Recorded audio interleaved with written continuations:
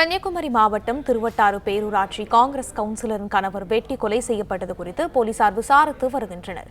கூடுதல் விவரங்களை வழங்குகிறார் எமது செய்தியாளர் அனீஷ். வணக்கம். விவரங்கள் என்ன பகிரலாம்?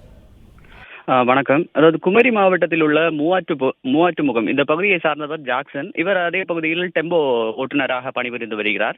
இவரது மனைவி உஷாராணி. இவர் திருவட்டார் பேரூராட்சியில் 10வது வார்டு காங்கிரஸ் கவுன்சிலராக உள்ளார்.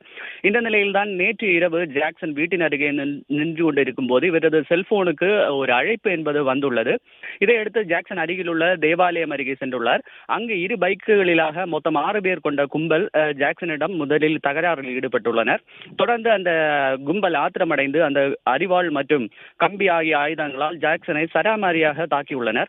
இதில் இரத்த வெள்ளத்தில் சரிந்த ஜாக்சனின் குரல் கேட்டு அக்கம் பக்கத்தினர் வருவதற்குள் அந்த கும்பல் அங்கிருந்து தப்பி ஓடியுள்ளது. தொடர்ந்து அங்கிருந்தவர்கள் உடனடியாக ஜாக்சனை மீட்டு அருகில் உள்ள மருத்துவமனையில் சிகிச்சைக்காக கொண்டு சென்றுள்ளனர். அங்கிருந்து மேல் சிகிச்சைக்காக திருவனந்தபுரத்தில் உள்ள மற்றொரு மருத்துவமனைக்கு கொண்டு சென்று சிகிச்சை பலனின்றி அவர் உயிரிழந்துள்ளார். மேலும் இதை அறிந்த திருவட்டார் போலீசார் சம்பவ இடத்திற்கு சென்று விசாரணை நடத்தியதில் இவருக்கும் அரிமனையை அடுத்த வெள்ளாங்கோடு பகுதியை சார்ந்த ராஜகுமார் என்பதற்கும் முன்விரோதம் இருந்து வந்துள்ளது என்பதும் தெரிய வந்துள்ளது. மேலும் இந்த ராஜகுமாருக்கும் ஜாக்சனுக்கும் இடையே இருந்த அந்த முன்விரோதத்தால் அடிதடி ஏற்பட்டு அந்த வழக்கும் தற்போது நிலுவையில் உள்ளதும் தெரிய வந்துள்ளது. ஜாக்சன் வெட்டி கொலை செய்யப்பட்ட இடத்தில் இருந்த சிசிடிவி காட்சிகளை போலீசார் தொடர்ந்து ஆராய்ந்து வருகின்றனர்.